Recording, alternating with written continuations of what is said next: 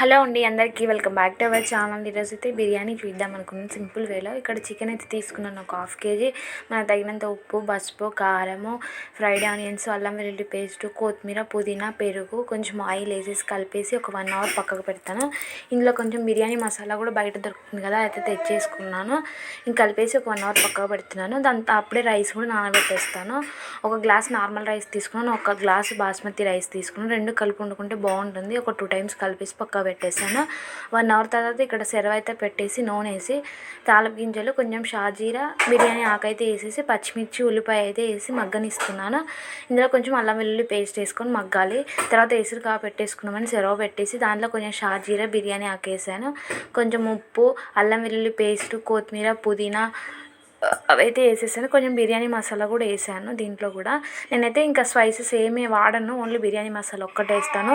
ఎందుకంటే మా ఆయనకు కానీ మా పిల్లడు కూడా తింటాడు, పెద్ద బాబు, వాడికి మధ్య మధ్య తగిలితే ఇంకా తినడమే మానేస్తారు అనేసి ఇంకా వెయ్యను. ఇక్కడైతే ఉల్లిపాయలు, పచ్చిమిర్చి కూడా బాగా ఎగిపోయినాయి. అందులో చికెన్ వేసేసాను. మనం ముందుగా మ్యాగ్నేట్ చేసుకున్న చికెన్ వేసేసి మూత పెట్టేసి ఒక 10 నిమిషాలు మగ్గనిస్తాను ఆయిల్లోనే. తర్వాత ఒక టమాటా పేస్ట్ లాగా వేసుకున్నాను. ఇదైతే కొంచెం గ్రేవీని వేసుకుంటుంది. మనకి రైస్లో మసాలా ఎక్కువ ఉండడం కోసం ఇదైతే వేసుకుంటాము. అటుపక్క ఎసురులో కొంచెం నెయ్యి అయితే వేసేసాను. ఇక్కడ ఆల్మోస్ట్ చికెన్ కూడా 70-80% కుక్ అవ్వాలి చికెన్ అయితే. ఇక్కడైతే ఉప్పు చూసుకుంటున్నాను సరిపోయిందా లేదా అనేసి. సరిపోకపోతే ఇప్పుడైతే యాడ్ చేసుకోవచ్చు. అటుపక్క ఎసురులో కూడా ఉప్పు చూసుకోవాలి. కలపెట్టేసి వాటర్ మనం కొంచెం చేతులు వేసుకొని చూస్తే ఉప్పుగా ఉండాలి వాటర్ అయితే. అప్పుడైతే మనం బియ్యం వేసి రైస్ ఎంత అయిన తర్వాత ఉప్పు కరెక్ట్గా సరిపోతుంది. ఇక్కడ చికెన్ ఆల్మోస్ట్ 80% కుక్ అయిపోయింది, సరిపోతుంది మాత్రము. ఇంకా అక్కడ ఎసురు కూడా కాగిపోయింది, బియ్యం అయితే వేసేసాను. ఈ మధ్య బయట బిర్యానీలు తినాలంటేనే చాలా భయం వేస్తుంది. అట్లా అవి వస్తున్నాయి ఇవి వస్తున్నాయి అనేసి.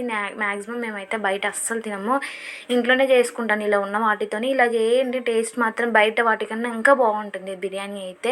మేమైతే బయట వాటికన్నా ఇంట్లోనే నాకు ఎక్కువ ఇష్టం. మా హస్బెండ్కి, మా ఇంట్లో వాళ్ళందరికీ ఇంట్లో బిర్యానీ అంటేనే నచ్చుతుంది బయట బిర్యానీ కన్నా. ఇక్కడైతే రైస్ కూడా ఆల్మోస్ట్ కుక్ అయిపోయింది. ఇంకా చికెన్ పైన లేయర్ లాగా వేసాను. చికెన్ అడుగును అలాగే ఉంచేస్తాను. ఇంకా పైన రైస్ వేసి ఒక లేయర్ వేసేసి దానిపైన ఫ్రైడ్ ఆనియన్స్, మళ్ళీ కొత్తిమీర, పుదీనా, నెయ్యి, బిర్యానీ మసాలా కూడా పైన అట్లా చల్లుతాను.